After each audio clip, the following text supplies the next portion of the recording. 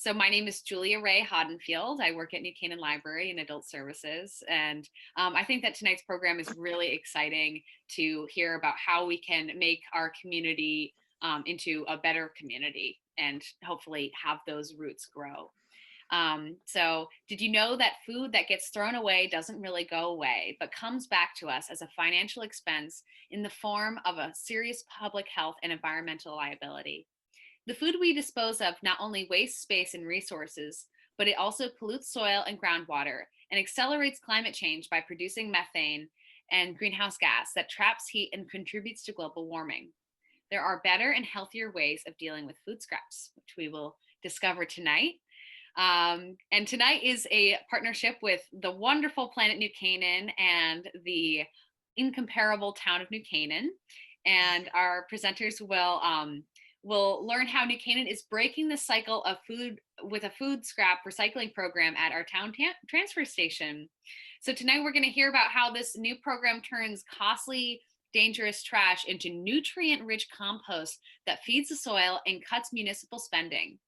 Our speakers include Alice Ely, Master Gardener and Composter at Wakeman Farm in Westport, Nick Skeadas of Curbside Compost, and our own Tiger Mann, Director of Public Works. There will be ample time for a Q&A following this panel presentation. So again, use that Q&A for your questions that will be answered towards the end. If you think of it, write it down so you don't forget.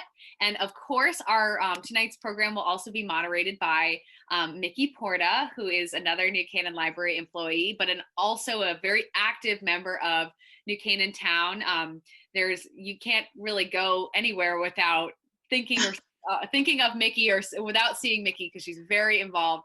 So I'm going to pass it over to you, Mickey. Thank you very much for doing this tonight. Great, thanks, Julia Ray. So how did we get here? Diversion of food scraps. This is a trend that's growing around our state. Greenwich, Darien, Ridgefield, Reading, Norwalk, Rowayton, and Westport, all of these towns have programs, and the reasons for this are various. Connecticut's incinerators are at capacity. And when you add to this the closure of the Mira trash to energy plant in Hartford, and that's coming in June of 2022, we see that Connecticut is facing a crisis. So food makes up nearly a quarter of municipal solid waste. And so food scrap programs like this one really make sense. They're a good place to start. But diverting the food scraps from the waste stream doesn't just reduce trash, it turns it into valuable treasure. We'll hear more about that later. You're going to hear about different aspects of this program tonight from these three experts, and what we learn from them will be enough to get us up and running. Again, if you just signed on, our experts are first Alice Ely, Yukon Master Gardener and Advanced Master Yukon Master Composter, an Advanced Master Gardener and board member at Wakeman Farm, which is an organic demonstration homestead in Westport. Then our own Tiger Mann, New Canaan's Director of Public Works, who's going to tell us exactly how this process works at our transfer station and what we in New Canaan need to do to participate. And he will be followed by Nick Skeadas of Curbside Compost. Some of you may already know Nick. He does home pickups throughout New Canaan. So now, in addition to those private pickups, Nick is going to be picking up the food scraps collected at our transfer station, and he's going to let us know what happens to them afterward. How this pilot came about. I know some of you on this call tonight are not from New Canaan, and are interested in getting your own programs up and running. So our town, New Canaan, has been working hard to become more sustainable. And we were recently awarded a bronze certification from Sustainable Connecticut. We turned to Sustainable Connecticut for help getting started with this recycling pilot, this food scrap recycling pilot. Planet New Canaan raised funds through private donations from our community. And then Sustainable Connecticut awarded a matching grant. And that's how we were able to get started. So thank you to all the donors and to Sustainable Connecticut for making this program possible. And now, Alice, why don't you just take it away?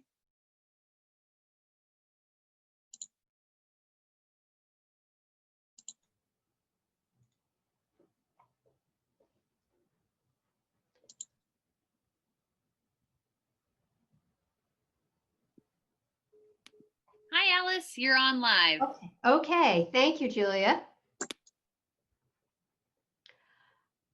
Hello, everybody, and I'm sharing my screen with you so you can see what I have to talk about tonight. And give me 1 second, I'll bring it full view for you. Okay, so my role in talking tonight is to share with you some of the learnings about the value of the change you're making here in New Canaan. We have gone to food recycling in Westport as well. We kicked it off this spring. Great time to kick off anything, right? But we're full speed ahead. So this is all about how to stop wasting food. And really, it's a dirty shame. And some of these statistics I find hard to believe, but they come from the EPA. It's hard to believe that close to 1 out of 4 bags of groceries end up being thrown away.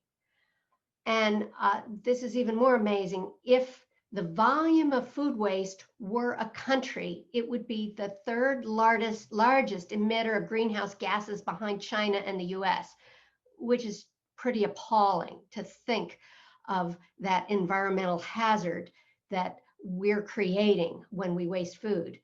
So coming down to the Connecticut level, 20% of the residential solid waste, what Nikki was just talking about, going into into our waste to energy incinerators is food waste. So not only does it not have to be there, but food waste it's heavy, it's expensive to transport. It doesn't even burn well in the waste to energy incinerators that we use. And you might say to yourself, well, at least we're turning it into energy. At least we're not sending it to the landfill. Well, yeah, that is true, but it is a poor compromise. Waste to energy facilities are very expensive to maintain, and they're typically located in marginalized communities. Nobody wants one of these in their backyard. They have issues with aging infrastructure, as referenced the Hartford facility, capacity. When they exceed capacity, then we go back to old-fashioned landfill, which is even worse. And lastly, ash disposal is a big problem with these facilities because it doesn't all burn up and go away. We're left with ash that then has to be disposed of. And at present, some of it is carted to other states. Understandably, other states are getting less and less interested in taking our trash ash, and disposing of it in Connecticut is also a problem that they have to keep building new facilities, and some of them are near wetlands. It's really a huge issue. So New Canaan itself ships about 6,000 tons of solid waste to be incinerated each year in the Bridgeport facilities, 6,000 tons. And out of that, while we don't know the exact amount, it's probably pretty close to the Connecticut average of 20%. So 20% of that waste stream going to Bridgeport from New Canaan doesn't have to go there.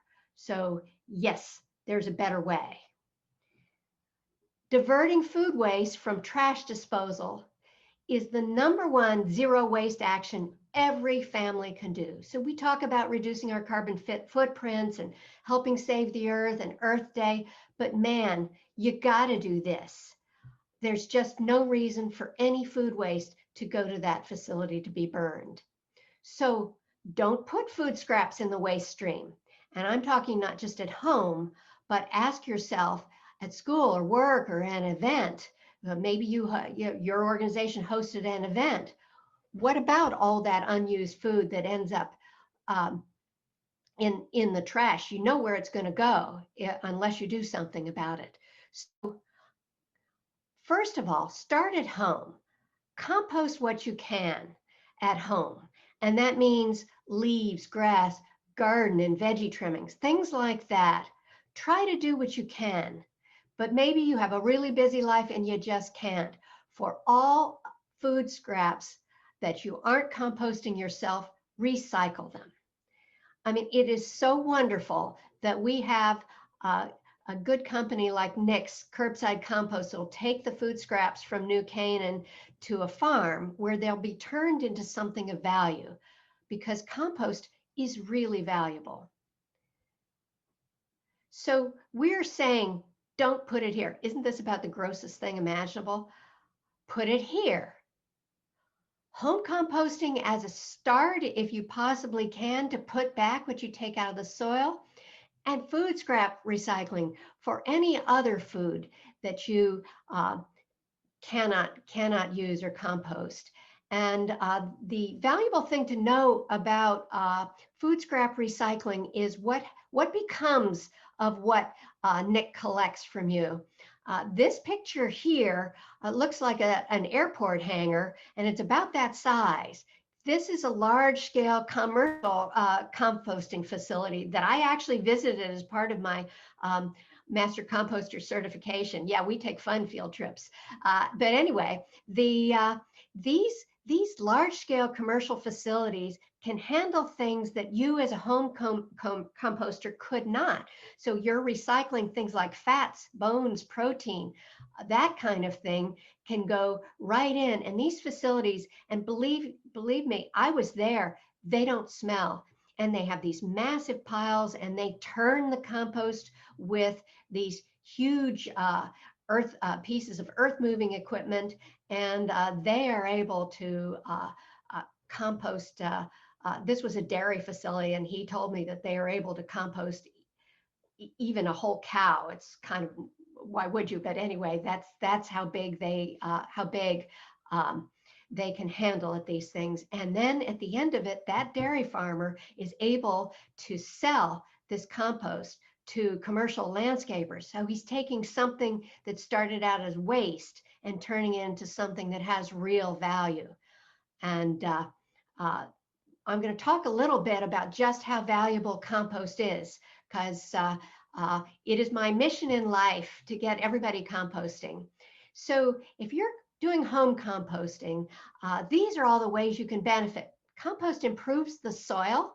It adds organic matter back into the soil that turns into humus, adds nutrients, it improves the structure of the soil, and it benefits the soil's ecosystem. Yes, soil has an ecosystem of its own. It's got billions of microbes. It's got amazing fungi, all kinds of things. And when you add that back into the soil, you're keeping plants healthier. They benefit from the trace elements, from the minerals and the microbes that live in the compost. And it really makes plants very strong, makes them more resistant to disease. These elements are not things that you can get from your bag of chemical fertilizer, but you can get it from compost. It grows bigger veggies, and if anybody has a veggie garden and has put compost on it, you know what I'm talking about. It's a particularly rich source of nitrogen and phosphorus. It also adds potassium. So it's a phenomenal thing to have as a resource to add to your own gardens.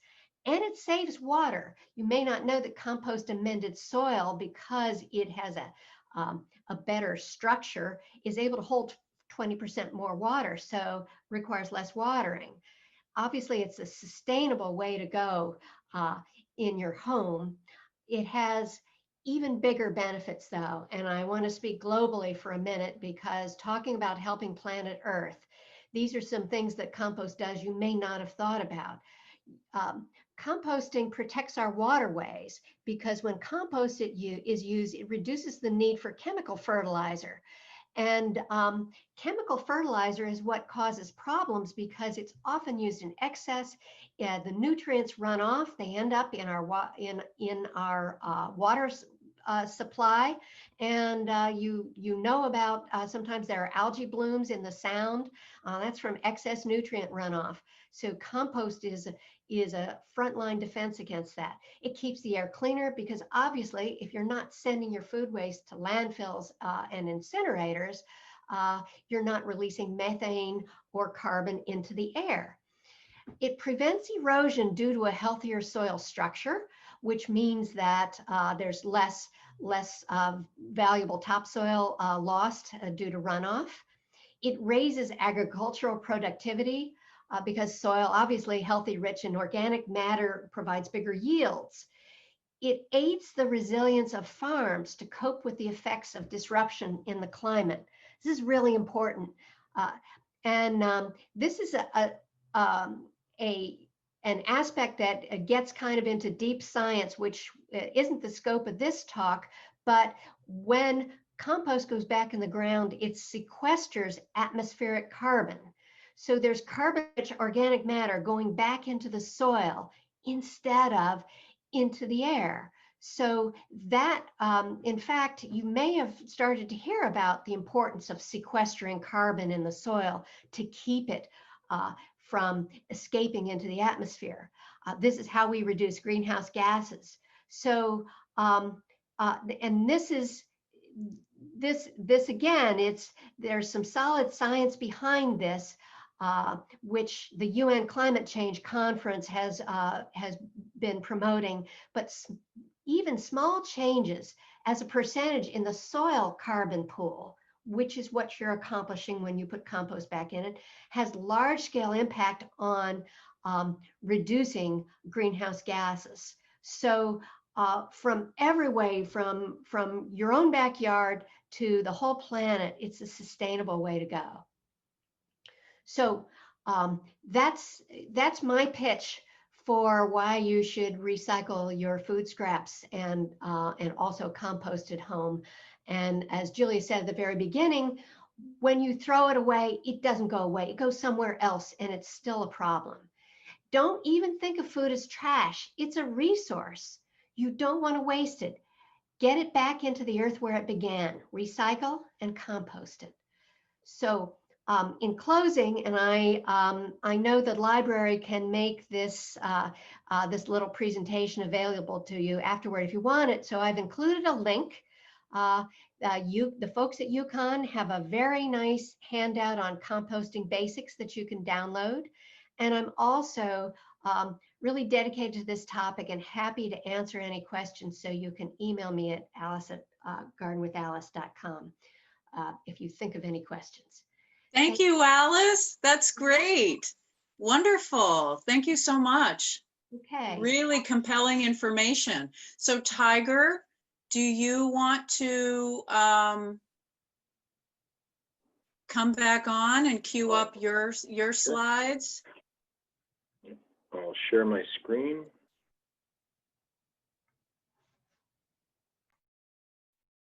Can you see that? Looks good, Tiger. Okay. All right. Thank you very much. Alice, thank you very much. That was excellent. I learned a lot. So thank you. I learned more than well, it was fantastic. Let's put it that way. So we're going to take it from a global aspect back down to a little bit of a local aspect and actually just talk about our program and how someone would participate. So this is our DPW complex. We have our wastewater plant, our highway garage. This is under construction at the time, and our transfer station here. And off the screen was our capped landfill. So if you were looking to get here, I can see that there are some people from Fairfield, Southbury, Salisbury. If you came off the Merritt Parkway, exit 38, and headed north on Route 123, you would come to the intersection of Lakeview Avenue and 123. There's a nice Eversource substation here. You take a left onto Lakeview Avenue, and at 139 Lakeview Avenue, there's a long access road that leads into our transfer station. It's nestled in between the Lakeview Avenue Cemetery and the substation, and then you'll arrive at our transfer station. So I've been asked to answer a couple of questions. How's it work at our transfer station? How does it benefit our town? Where's our trash go now? How much does it cost us to send it there? And then will collecting food scraps save us money in the end? And how can our residents participate? So as I mentioned, if you go down that long access road, you're going to wind up at our transfer station. This is a look at it. If we kind of give you a little handy map, you have your compost pail, and we give you a handy map that the plan of New Canaan developed for us. We're sitting here in the parking area now. We just came in past the scale house. We're here and we're looking for our food scrap recycling collection area. It's right next to our scrap metal bin along the railing. If you don't know where it is, you can ask one of our attendants. We have two, they can certainly help you, or you can just look for the sign. Sign is right there, right next to, right now we have 6 toters. We had 4 to start the program, now we've got 6, thanks to Nick and his crew. And so far it's going well. We're only 3 weeks in, but our numbers are increasing. We've doubled or tripled capacity since the first go, and we're hoping to reach the first 1 ton mark hopefully next week or the week thereafter. So with that, we had the question of where does our waste go at present?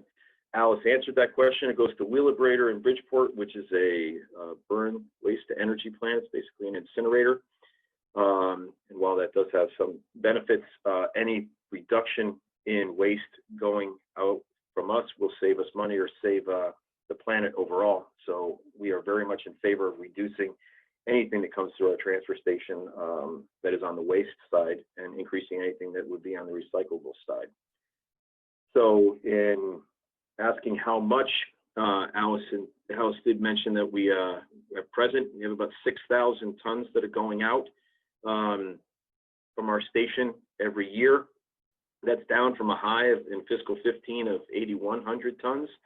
And I'd like to say that the 8,100 to 6,000 was our residents necessarily not disposing or disposing less material.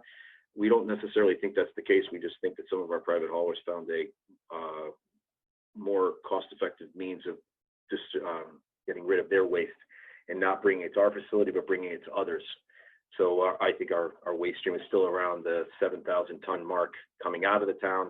Some of the tonnage is going elsewhere. The only benefit that we have seen over the past couple of years is that we've seen our recycling increase from a low of in fiscal 15 of around 1,300 tons to now we're at about 1,580, 1,600 tons a year. We're hoping to break that 1,600 ton mark this year. As far as how much it cost us, this is a graph based on how much our municipal solid waste costs versus the tipping fees that we charge. So at present, while the MSW line is the blue line and the tipping fee line is the red line, while we are showing that it is a revenue generator for the town.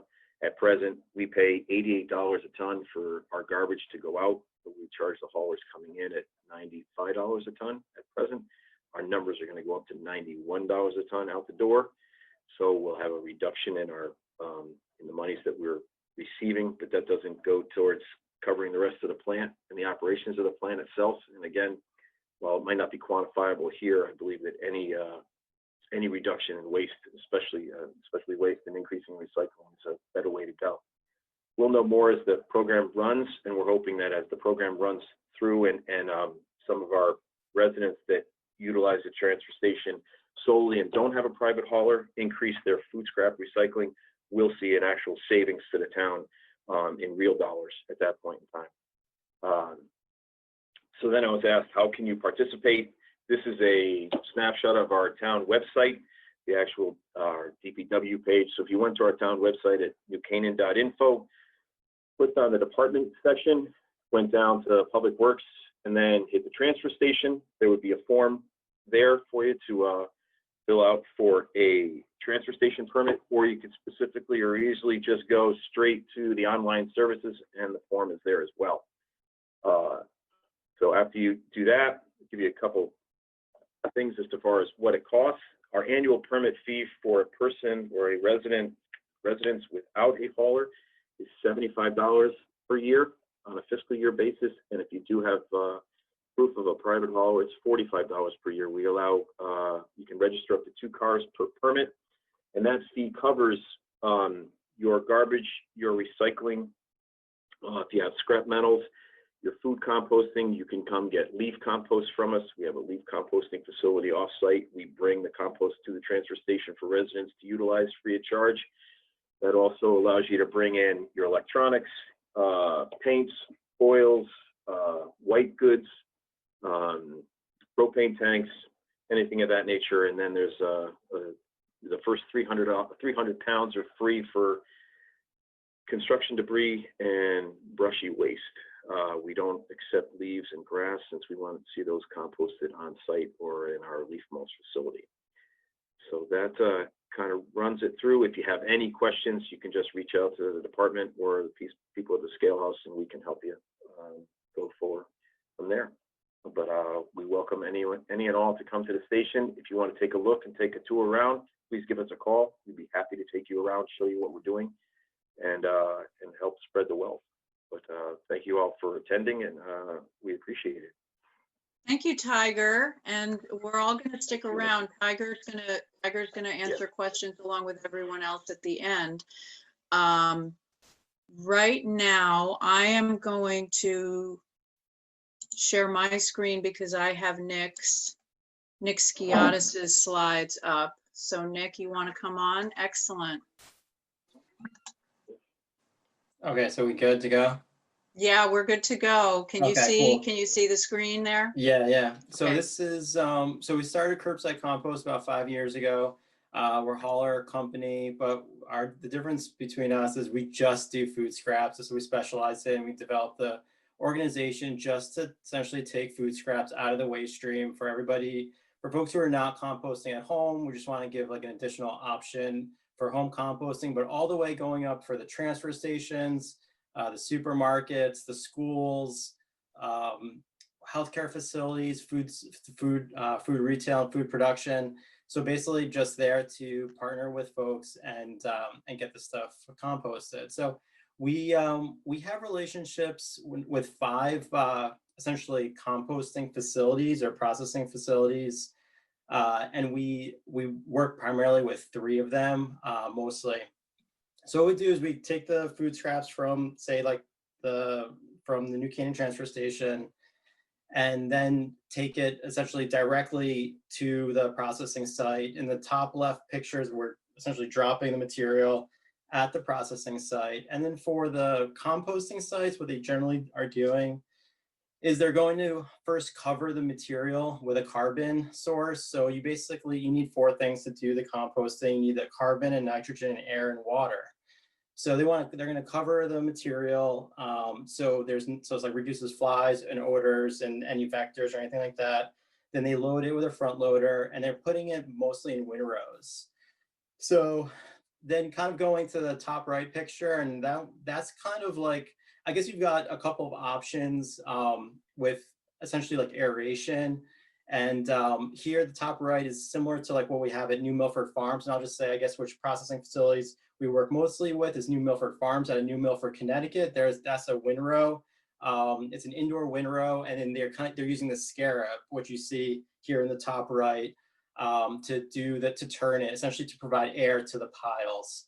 We also work with New England Compost, which is an aerated static pile method, which is in the kind of the bottom left. And then we also work with Quantum Biopower, which is an anaerobic digester in Southington, Connecticut. So then kind of moving to the bottom left with the what they're doing here is, so obviously what you could do is you could take a front loader and just kind of move the material and manually aerate it. But that will burn a fair amount of diesel. So that's why they're using the scarab, or in this case, that you can put pipes down on the ground, and then you can put the windrows right on top of the pipes. And then they hook those pipes up to a blower set on a timer. So the timer will run like 2 minutes on and 28 minutes off. And it'll blow the air essentially through the windrows. And they also put a finished compost cap on top of it to kind of reduce any odor. So that's that option. And then you have the digester in the bottom right. So, and then kind of like going back, I mean, basically there's so many different ways to do composting, and it has a lot to do with like, what are you trying to compost? What are you really trying to do? What's your process and all that? There's a lot of different ways to handle food scraps. What's a resource? I mean, I guess the last thing is there's really kind of 3 things you can mainly do. I mean, first, obviously we want to donate food. We don't even want the food material at this level where we are essentially composting or kind of doing that. We want to start really at the top of the EPA pyramid and think about first reducing the amount of waste from the top, reducing the purchases, making smarter decisions there, then we want to obviously donate the food and want to make sure we're doing food donation. And then as we kind of get down, we can do animal feed, and that's kind of, that option is not here on this list, but that's another thing you can do with food scraps. So we can do animal feed facilities. I don't personally work with any animal feed facilities, but that's another option. That's another place to go. Then you're kind of getting into the composting and the anaerobic digestion. The point is to get them, make sure the material is not going into landfill or incinerator. But anyway, we'll just talk about the last one, the bottom right here. We work with, this is actually a picture of Quantum Biopower, the facility in Southington, Connecticut. We bring our trucks to the back of the, I guess, this big shed. It dumps into there. It's pumped into the tank. The tank's in the back. The material breaks down without oxygen, releasing biogas to the top. The biogas is pumped through to essentially an engine. The engine converts it into electricity. It powers the facility, and then they also have excess electricity that is essentially sold back to the town. There's essentially two products. There's the biogas that comes off the facility, which is can also be upgraded to vehicle fuel or nat gas or converted to electricity, and they also have the digestate. So those are kind of, so we work with so as I was saying, it's like a lot of kind of different things that can actually be done with the food scraps. But the idea is we first need to get it separated out. And again, kind of going back to Alice, the best thing to do is really like just compost at home. But if you're not going to compost at home, this is kind of like the next option, just to have another resource, because we really have to get the material out of the waste stream. Okay, next slide. So acceptable, non-acceptable material. This program in New Canaan is really a food program. It's pretty straightforward. It's just the meat. We take any and all food, including meat, bones, dairy, coffee grinds. Some people ask when you're doing, like, how can you take meat and stuff? Because we can't do that. We can't compost that at home. And it's like, no, you're not supposed to compost that at home. But we do that because our piles, or not our piles, but the processors who we work with, their piles are much larger. They're basically cooking throughout the summer, throughout the winter. The material, the microbes are working. The piles, because they're larger, they get hotter. They're going up above 131 degrees Fahrenheit for over 3 days. And in the process of further reducing pathogens, basically the piles are getting hotter when we're working with the bigger piles. The backyard composting, they're smaller piles. So that's why we're really focused mostly like on the fruits and the vegetables. But this program takes any and all food. You can put in vegetable oil. We did, I think, have a case where someone was at the New Canaan transfer station brought like a lot of vegetable oil. So we preferred if you just put it into the material. Don't just dump like gallons and gallons of vegetable oil at the transfer station. We just material, but if you're cooking with it in small amounts, it's totally fine. What you'll see certified compostable pail liners. So that's the BPI certified compostable pail liners. You can use those if you wish. It's your choice. So if you want to use liners, they have to be BPI certified compostable. If you don't want to use liner, you don't have to. In terms of buckets and containers at the transfer station, I believe Planet New Canaan is selling essentially our buckets, or you can reach out to Curbside Compost and we'll sell you a bucket if you want, but you don't need to do that either. You can just use the bucket you already have. Any container, you can bring your own container. So you have the choice. Liner, if you want to use a liner, if you want to try to keep your bucket a little bit cleaner, so you don't have to wash it as frequently. You don't need to use a liner. If you don't want to use a liner, you can just bring your food scraps to the transfer station in New Canaan and put it in one of our carts right there. So that's totally up to you. And in buckets, you can essentially bring it in any container you wish. Not acceptable items. The real thing is plastic. We pull a lot of plastic in general out of food scraps across various programs. Our transfer station programs have done great, and we work with a fair number of transfer stations. And actually the material is very clean because people like they kind of get it. But just as a reminder, no plastic, no trash. Technically, you're not supposed to be produce stickers are supposed to be taken off the produce, and that gets a little bit onerous. And I understand, like, we do our best with the produce stickers, but they're made of plastic. They're not supposed to be in there. They don't biodegrade. They will be left over. They'll be screened out. So I guess didn't say, but obviously in the composting process, as that goes, you also, after the piles cook and it goes through the active and the passive phase, then they'll screen the material's screened, and then it's sold back into the market with compost, garden soils, mulches, and kind of various like engineered soils.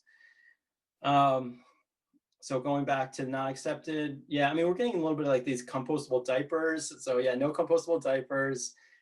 We're also no compostable serviceware and compostable containers. This program is really just it's primarily focused on food. And the one thing that's a little bit tricky on here too, that might be on here is it says no paper towels and no napkins. And yeah, technically we could compost paper towels and napkins. Paper towels are sometimes a little bit tricky because we don't want any cleaning solution, any cleaning products on the paper towels. They're supposed to be food soiled paper towels, food soiled paper napkins. The way this program was set up is that we just were like, all right, let's just do the food. So let's focus on the food. So with New Canaan, basically the solution was like, all right, we'll just keep the paper towels and the napkins out too. You know, and so that they're on the not accepted list. But yeah, I guess in theory, technically they could be composted. No twist ties, no plastic. So that's basically that's basically that. Moving on, and then the last thing is just like we're just working, you know, across Western Connecticut with the homes, the transfer stations, the offices, basically everywhere we're working. We focus mostly in Fairfield County, building out the route, getting the food scraps out of the waste stream. Working across, you know, various processing sites. Obviously have to be recycled.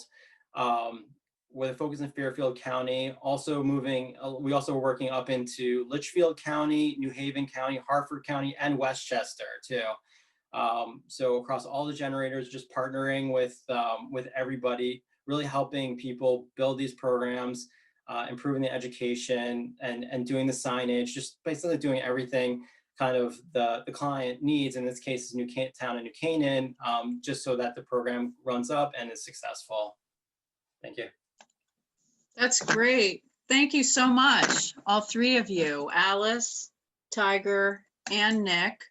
We're going to go to our Q&A now. And before we start, first, I want you to know that you can always go to Planet. Oh, sorry, I need to turn on my video. Okay, you can always go to Planet New Canaan's website to get your food scrap questions answered. And you get there by going to planetnewcanaan.org. And we have a 1-minute video on there that you can check out. It's super easy to just walk you through the whole process. And second, even though your Christmas trees are not food, they can also be recycled this year in a separate program called Tree Cycle, which is going to be happening at the Waveney Pool parking lot. This is going to happen from Sunday, January 3rd to Sunday, January 10th, from 9 in the morning to 3 o'clock in the afternoon. And these trees are going to be mulched and spread on the New Canaan Nature Center's trails. This is free and open to everyone in New Canaan. So if you forget days and times, check out our website for more info on that. So now we can go right into the Q&A. Let's see. We have a question here that says, does the food that goes in kitchen sink grinders need to be filtered out at the treatment plant? Should those grinders be banned? Nick, I think that's really a question for you. I mean, I'll answer the question. I'm just going to answer it real quickly about the incinerators and stuff. And I don't know how New Canaan works in terms of the wastewater. If you have wastewater treatment center and all that, and maybe Tiger can answer that part. I mean, and everyone probably has a little bit different perspective. As a recycler, my view is that those materials are going to go down in the incinerators. They're not going to be recovered. In my opinion, I don't think they're being recovered. What we're doing is we are recovering the nutrients of essentially the food scraps. There's nutrient density in there, as Alice is saying, that we want to bring back to the earth. We want to bring the soil. We want to bring the nutrients back to the soil so we can regrow and regrow the soil better. You're not doing that when you're putting it down the, I guess, the incinerator, and it's going to the wastewater treatment center. It's got to be, I guess, separated. The waste is going to have to be I guess, have to be carted or maybe treated. The water's going to come out. And I don't know what they really do with the remainder. And the only other option you can do that would be kind of make some sense, they do digesters at wastewater treatment centers. And I don't think we have that anywhere around here, but that's kind of a little bit of what they're doing is, at least if you have a digester, you can get the biogas essentially off of the food scraps that are going down the sink. But generally we kind of think of it more of a waste, and you're not recycling, and it's basically it's got to go somewhere essentially, and more like going to trash, maybe going to the incinerator. But maybe Tiger can answer that if you guys do wastewater treatment in New Canaan. We do have a wastewater treatment facility in town, handles about a third of the town itself, and then we manage all the septic haulers that bring it in.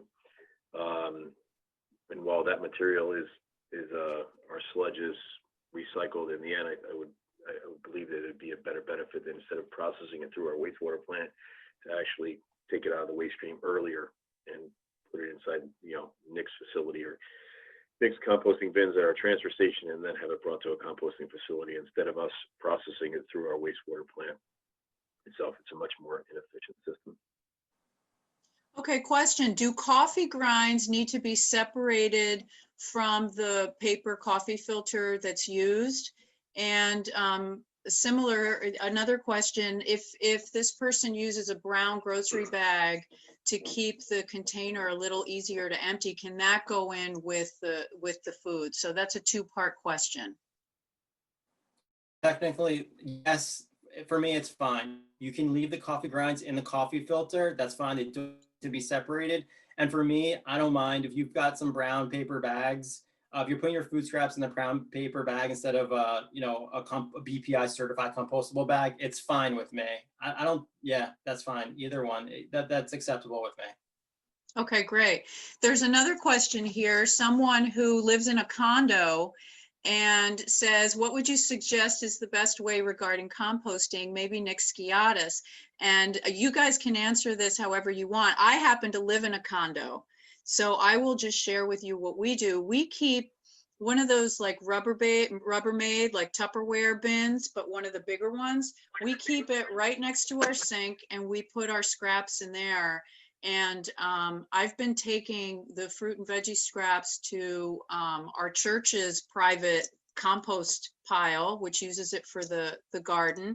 And now I can take the scraps that compost pile doesn't accept, like meat or fish or bones or dairy or whatever, and bring it to the transfer station. But certainly having a home pickup is also an option. I don't know if Nick, you want to. Yeah, totally. That sounds all. I mean, you can look. That's the idea. The idea is to give people options. Compost at home if you can. If you're not composting at home, then you can bring the material to the transfer station. If you're going to the transfer station, if you don't want to do that and you want to get involved with that, we also do home pickups. So we're just trying to give people as many options as they can. Whatever fits into their lifestyle is best for them. Any way to make it easy for everybody else. This is an interesting question. What about leftovers? And if fruit or vegetables are rotten, is it all right to put them into the compost? Totally. Yes. Was contamination of the food waste a problem, and how do you deal with it? This is a good question because, and Tiger, you've done a number of recycling presentations now with us, not relating to food, but contamination of recycled material is really, has been a problem. What about with food waste?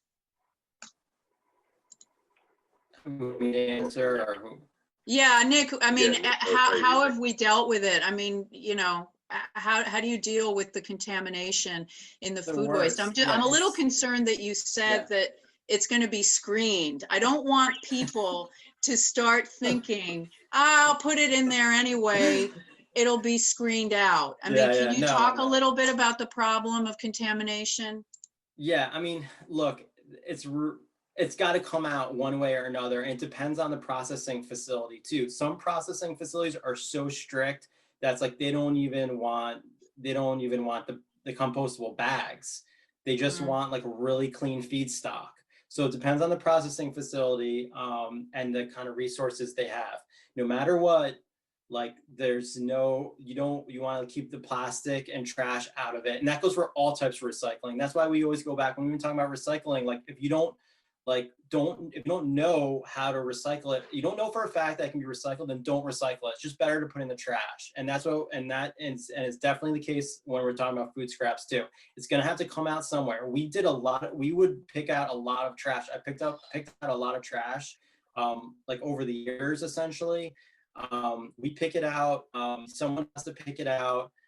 It's got to be screened out, or in some processing, we have one process that can kind of has more kind of handle it. The point is the soil anyway, oil back into the market. You don't want, who's going to want to buy that? And it's just no good for it. You just got to do your best. I mean,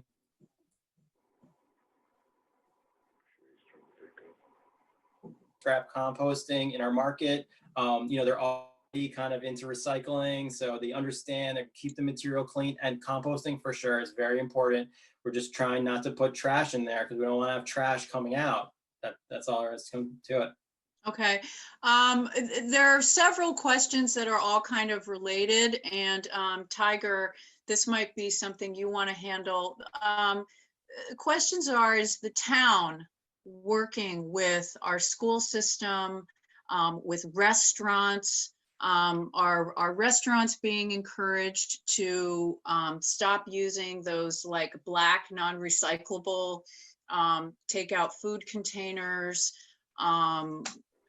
Is there any benefit to even using compostable food containers if we can't compost them through the transfer station program? So Tiger, do you want to talk about the town and where we might be going with this in terms of the schools and the restaurants? Well, as we jump forward out through, as we start this pilot program and kick it off and see what type of response we'll get from the public at large, then we plan to reach out to the schools and see if we can't put in composting bins there so we can pick up those.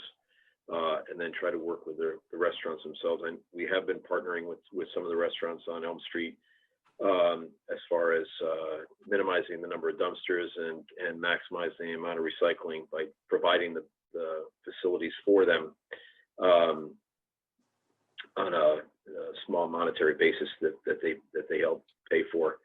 So we are looking towards that. As far as the compostable beverage containers or food containers, that I don't have an answer for that at present. Yeah, one of the problems now in the pandemic is just that we've created a situation where we're increasing certain amounts of waste that the pandemic is causing. I know that at our transfer station now, we've just in the first 6 months of the year, 5 months of the year, we're 500 tons over our normal, where we normally would be at this point in time as far as waste goes. And that's mainly because people are more at home and bringing things more into the home and then disposing them there. I don't have an adequate answer for that, but we are working towards increasing this program and then spreading it out through the rest of the town.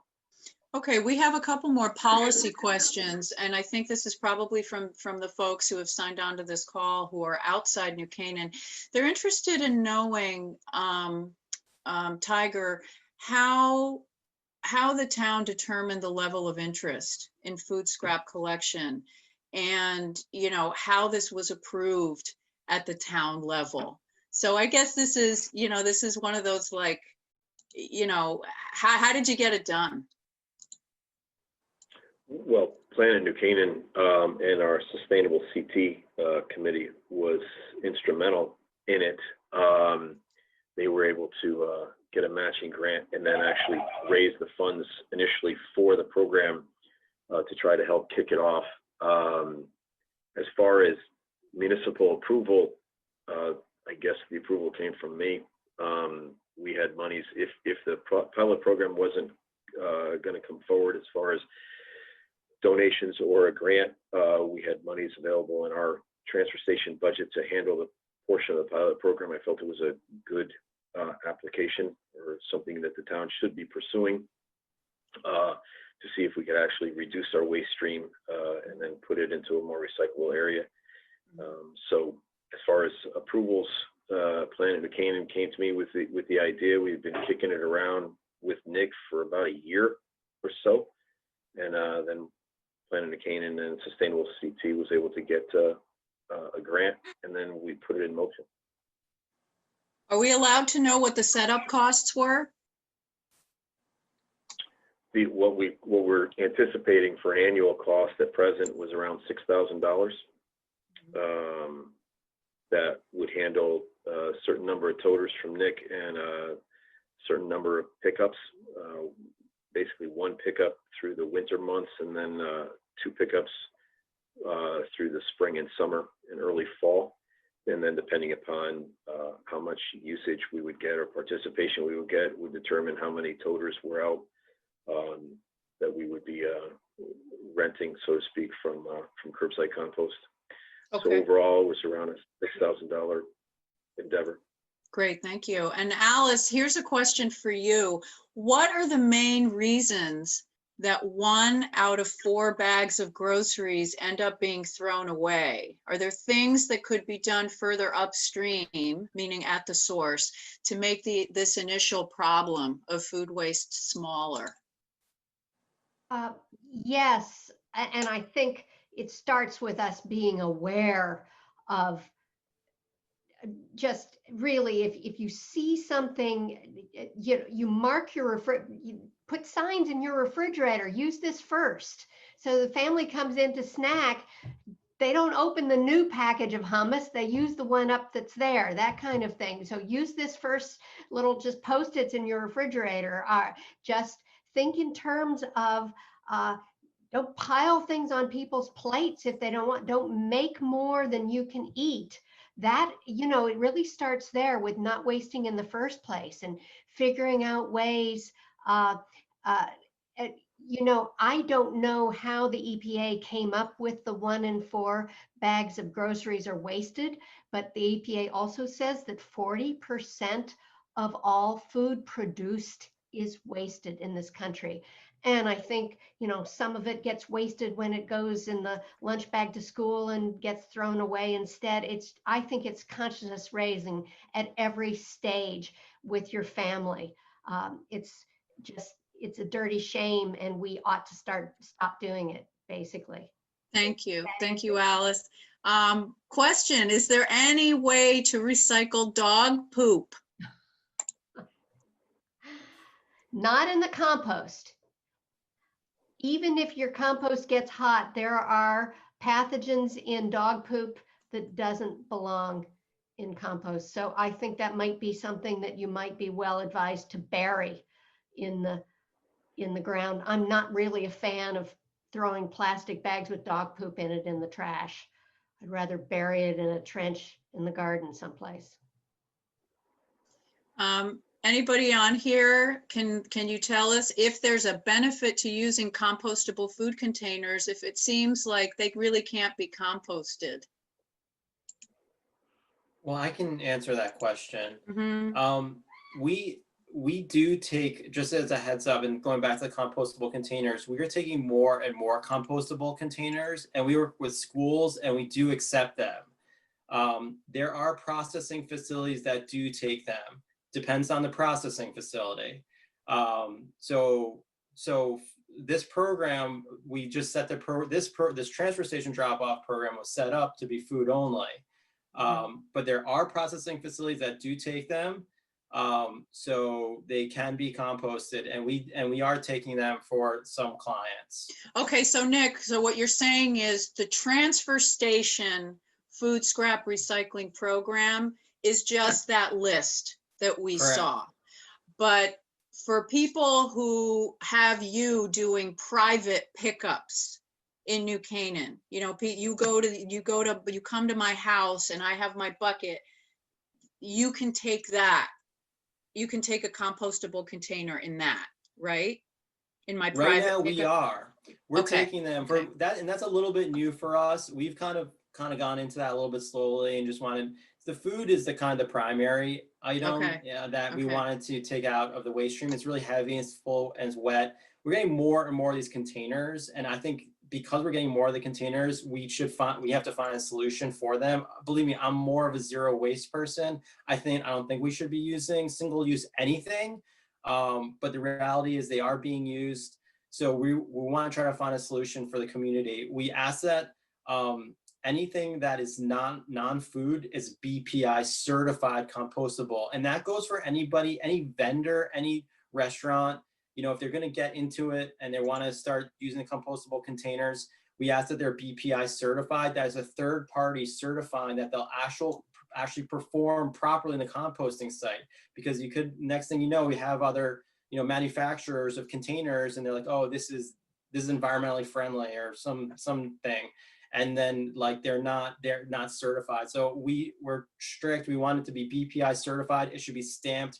Everything should be stamped BPI certified, because don't forget, it will go to the processing facility and it's a fork, and it's like, or a cup or something. And it's like, we don't know. Nobody knows. Okay, It's but gotta be once again, stamped. just to be clear, the program at our transfer station in New Canaan is only food scraps and the BPI certified liners for your container or your bucket. And I just want to say, we have a question here, and I'll quickly answer this one. If I live in an apartment and produce relatively little food waste, but would still like to participate at the transfer station, what is the best type of compost container to get, and where can I get one? Well, first, if you live in an apartment, you're going to probably have a private hauler who's going to take your garbage from your apartment building or condo complex. So you're going to get that sticker, the $45 sticker, that's going to enable you to come with your little bucket, and you can get whatever bucket. You can go to a hardware store, Weed and Duryea, Lowe's, whatever. You can use a Tupperware container.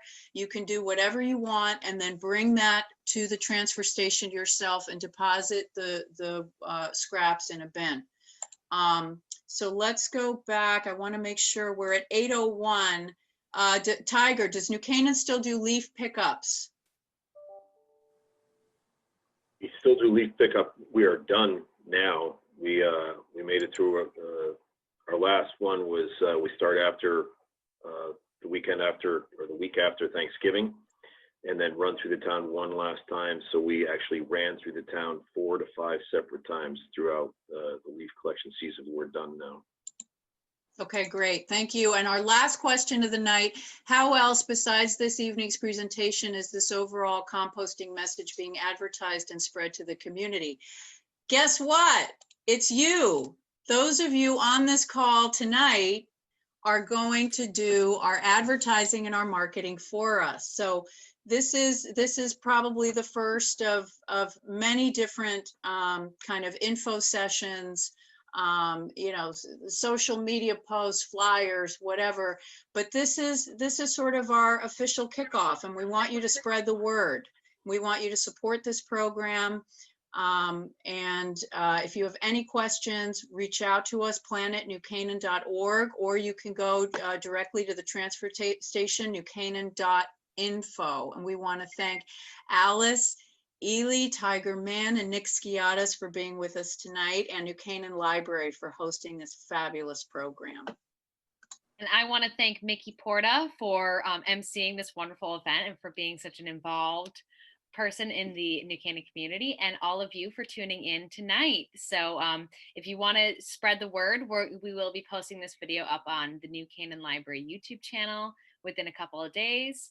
And if you have any questions, please email us at onlineref@newcanaanlibrary.org, and we can connect you to our wonderful panelists. So thank you so much, everyone, for coming tonight.